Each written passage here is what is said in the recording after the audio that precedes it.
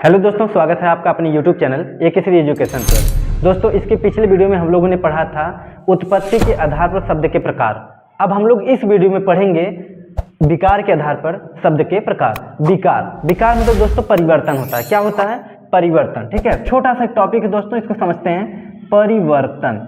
और परिवर्तन क्या होता है? एक ऐसा शब्द जिस शब्द में परिवर्तन कर दिया जाए। क्या कर दिया जाए? परिवर्तन।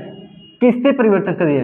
या लिंग का परिवर्तन कर दिया जाए, वचन का परिवर्तन कर दिया जाए, या कारक से परिवर्तन कर दिया जाए। मतलब एक शब्द हो, ठीक है ना, एक शब्द हो, एक ऐसा मैं शब्द रख रहा हूं जिसमें अगर लिंग से परिवर्तन हो जाता है, वचन के कारण परिवर्तन हो जाता है, कारक के कारण परिवर्तन हो जाता है, यानी वो शब्द कौन से शब्द कहलाएंगे? कौन से शब्द कहलाएंगे? विकारी शब्द कहलाएंगे। जैसे अगर मैं कहूँ कुत्ता, है ना, अब कहेंगे कुत्ता जो है, अब ये क्या इसमें लिंग में परिवर्तन नहीं होगा? जी बिल्कुल होगा। वचन में परिवर्तन नहीं, अरे क्यों नहीं होगा? कुत्ता का कुतिया भी हो सकता है ना।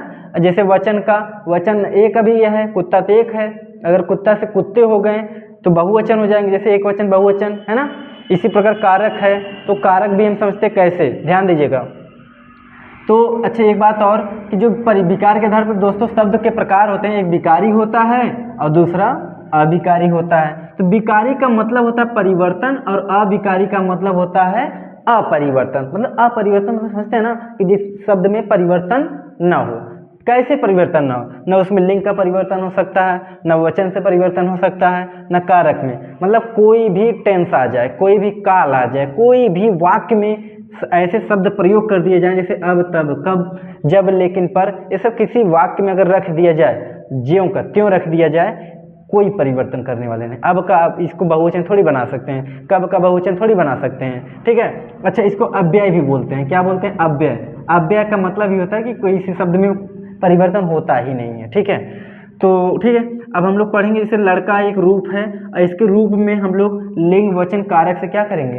परिवर्तन करेंगे। चलिए देखिए, जैसे यहाँ लिखा है लड़का पढ़ता है, तो लड़का पढ़ता है, लड़का यहाँ पे अगर लड़का है दोस्तों, अगर इसको हम ऐसे बना सकते हैं, क्या लड़की पढ़ती है, बताइए, बन जाएगा ना। तो इसमें किस में परिवर्तन हो गया? लिंग में परिवर्तन हुआ कि नहीं हुआ? जैसे अगर अब यहाँ दिया गया लड़के पढ़ते हैं, अब बताइए एक लड़का था, कितने लड़के थे? एक लड़के। अब यहाँ पे लड़का से लड़के हो गए, है ना, लड़का से क्या हो गया? लड़के हो गए, तो लड़के पढ़ते हैं, तो बताइए वचन में परिवर्तन हो गया, यानी एक लड़का पहले पढ़ रहा था, अब लड़के पढ़ते, यानी क्या हो जाएगा? अब बहुवचन हो जाएगा। इसी प्रकार लड़के को पढ़ने दो।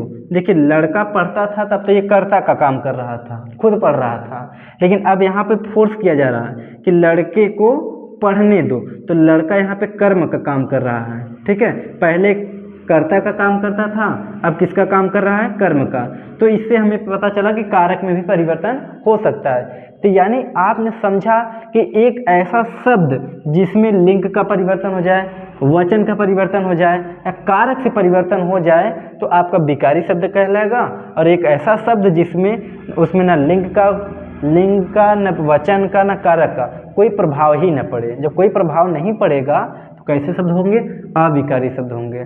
हम आप लोग को नेक्स्ट वीडियो में विकारी शब्द के प्रकार के बारे में बताएंगे कि विकारी शब्द कौन कौन से होते हैं, यानी विकारी शब्द के कौन कौन से प्रकार होते हैं, सारा चीज़ स्टेप बाय स्टेप बताएंगे। जैसे संज्ञा क्या होता है, संज्ञा के प्रकार क्या होते हैं, सर्वनाम क्या होता है ना, विशेषण क्या होते हैं, तो सारा चीज़ बताएंगे वो किसमें? विकारी शब्द में, ठीक है। फिलहाल छोटा सा वीडियो।